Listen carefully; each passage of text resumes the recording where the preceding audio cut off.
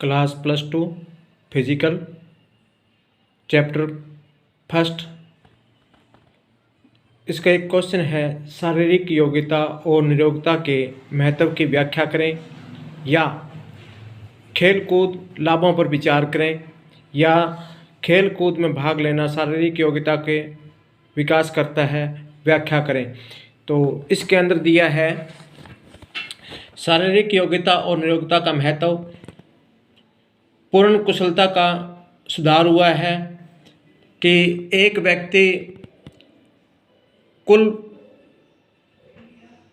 रचना में अतिवृद्धि हुई है, वह पहले से अधिक काम करने में, चाहे वह मानसिक हो या शारीरिक हो, यानी कि समर्थ हो गया है। यानी कि उसकी थकावट में देरी आ गई, देर से थकता है वो काम करते हुए, इसलिए वह पहले से अधिक अवधि तक काम कर सकता है, पहले से ज़्यादा काम कर सकता है।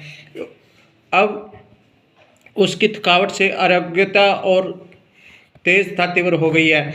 अब इसमें है कार्य की उच्चतर क्षमता, यानी कि कार्य करने में ऊर्जा की कम हानि होती है। उचित वृद्धि एवं विकास शारीरिक योग्यता और निरोगता में हमें उच्चतर वृद्धि एवं विकास में सहायता करते हैं। समय की उच्चतर उपयोगिता, समय को उच्चतर ढंग से उपयोग किया जाता है, यानी कि किसी के छुपे गुणों को व्यक्त करने के लिए अच्छा अवसर प्रदान करता है। स्वास्थ्य विद्या का ज्ञान हमें स्वास्थ्य को केवल व्यक्तिगत स्तर पर ही नहीं अपितु सामाजिक स्तर पर भी संभालने के लिए सीखते हैं। हम वातावरण साफ और सुरक्षित रखने के लिए भी सीखते हैं।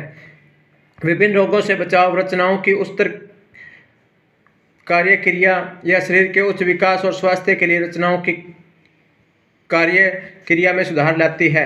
आकृति, आकार, ढांचा एवं भार शारीरिक योग्यता एवं निरोगता के कार्यक्रमों के द्वारा हम शरीर का अच्छा आकृति एवं ढांचा प्राप्त कर सकते हैं। सकारात्मक स्वास्थ्य के लिए भी भार नियंत्रण किया जाता है, हम इसके द्वारा हाव भाव संबंधी कमियां दूर कर सकते हैं। संतुलित आहार विहार का विचार, हम अपने आहार के बारे में अधिक संतुलित आहार कैसे लिया जाता है, यानी कि इसके बारे में हम सीखते हैं। भावनाओं का विकास शारीरिक योग्यता और निरोगता के कार्यक्रम में हमें आंतरिक भावनाओं को व्यक्त करने का उचित मौका मिलता है, यानी कि हमारे अंदर शारीरिक है और निरोगता यानी कि रोग ना होने की क्षमता है, उसके लिए हम कार्य करते हैं और भावनाओं को व्यक्त करने, यानी कि भावनाओं को उचित अवसर देते हैं। सामाजिक गुणों का विकास, हम विभिन्न सामाजिक गुणों का सीखते हैं जो कि समाज में उच्चतर व्यवस्था करने में बहुत लाभदायक होते हैं। जीवन के दबावों का अनुभव, हम सीखते हैं कि कैसे शारीरिक योग्यता के निरोगता एवं कार्यक्रमों के द्वारा दबाव एवं नियंत्रण इन अभ्यासों का प्रबंध करते हैं। योग्यताओं में सुधार हमारी शक्ति, गति, लचक, धैर्य, संपत्तिकरण की योग्यता में अधिक सुधार हुआ है। असामयिक आयु, यानी कि हम अपने जीवन का बचाव करते हैं, हमें स्वास्थ्य और जीवन की तरफ उत्साहित करते हैं, यानी कि लंबी जीवन की है। अब दूसरा क्वेश्चन आता है इसमें, सर्किट प्रशिक्षण विधि की व्याख्या कीजिए। अब सर्किट प्रशिक्षण विधि है से हमारा तात्पर्य है कि चक्कर में कसरतों का प्रक्रिया, यह प्रशिक्षण की वह विधि है जिससे सामग्री एवं बिना सामग्री के कसरत की जाती है। सर्किट प्रशिक्षण शारीरिक कसरतों की लोकप्रियता व्यवस्थित प्रशिक्षण विधि का रूप है। दोहराइयों की संख्या, सीखने की तीव्रता एवं समय की अंतराल इत्यादि पूर्व योजनाबद्ध करते हैं। अब सर्किट प्रशिक्षण का मुख्य उद्देश्य सहन शक्ति को बढ़ावा देना, मांसपेशियों की जो शक्ति होती है उसको एवं प्रवीणता में वृद्धि करना, पूर्ण तैयारी के रूप के अनुसार चक्कर में जरूरी कसरतें की जाती है। इस तरह की कसरतें दौड़ें, छलांगें, रोल, ढांचे को पार करते हुए भार उठाना, खींचना, धकेलना, यानी कि इस तरह की हम कसरत कर सकते हैं। अब इसमें एक स्थापित समय में यह चक्कर पूरा करना है। ये चक्कर अधिकतर कसरतों के द्वारा अधिक संख्या में पूर्ण किए जाते हैं। अब है भार प्रशिक्षण। अब भार प्रशिक्षण में रोग की कसरतें गति, शक्ति एवं बल सुधार करने के लिए प्रयोग की जाती है। खिलाड़ी की गति, विस्फोटक शक्ति एवं बल इन कसरतों की मदद से काफ़ी विकसित किया जाता है। एक परीक्षार्थी को भार के साथ लोहे की छड़ उठाते हुए कसरत करने के लिए दिए जाते हैं।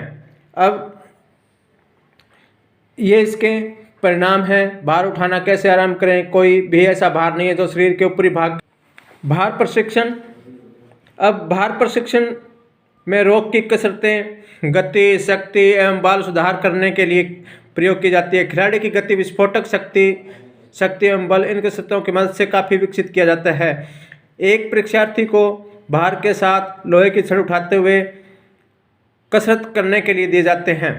अब ये इसके परिणाम हैं। भार उठाना कैसे आराम करें, कोई भी ऐसा भार नहीं है जो शरीर के ऊपरी भाग के लिए 8 बार दोहराए जाएं और शरीर के निचले के लिए 15-20 बार। यानी कि शरीर के निचले भाग मतलब अपने घुटने तक लेकर के उस भार को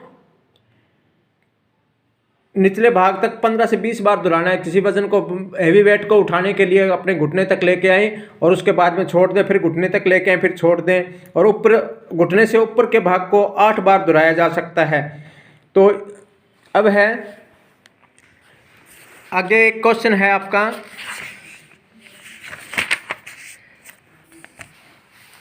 कि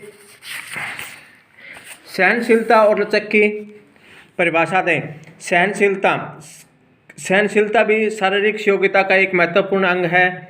यह मनुष्य की उस विशेषता को कहा जाता है जिसके द्वारा किसी कार्य को निरंतरता, शक्ति एवं सामर्थ्य की अभिव्यक्ति होती है। एक कलक प्रातः से सायं तक अपनी फाइलों में जुटा रह सकता है। खिलाड़ी लंबे फासले की दौड़ने में अपने सामर्थ्य तथा सहनशीलता का दिखावा कर सकता है। सहनशीलता के कारण मनुष्य कठिन से कठिन काम करने की योग्यता रख सकता है। यानी कि उस काम को करने के लिए आदमी को सहनशील होना जरूरी है। इससे अन्य गुणों को लाने में भी सहायता करती है। लचक। शरीर से योग्यता में लचक का